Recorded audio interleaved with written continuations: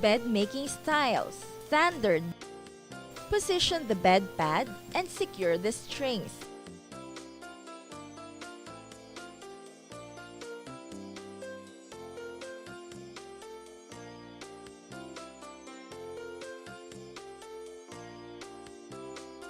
Spread the first sheet and then miter.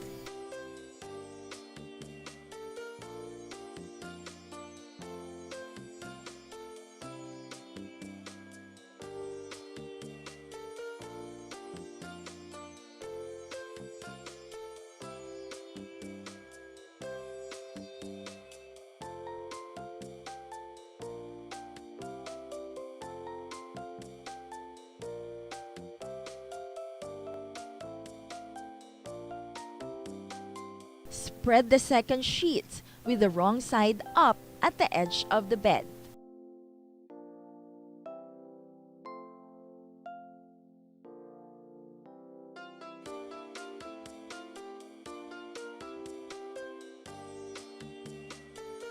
Spread the blanket up to about 18 inches lower from the edge of the bed.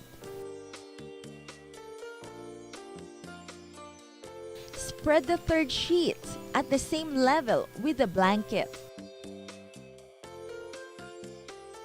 Fold the second sheet downward, then miter together.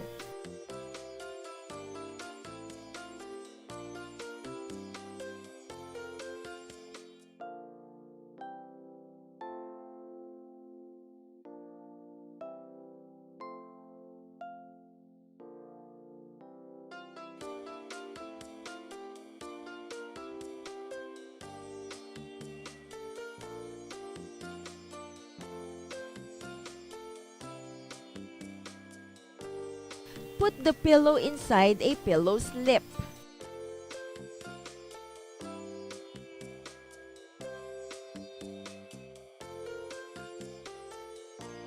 Insert the pillow with the opening into the pillowcase and insert the remaining part. Place the bed runner at the foot end of the bed, leaving about 6 inches towards the edge.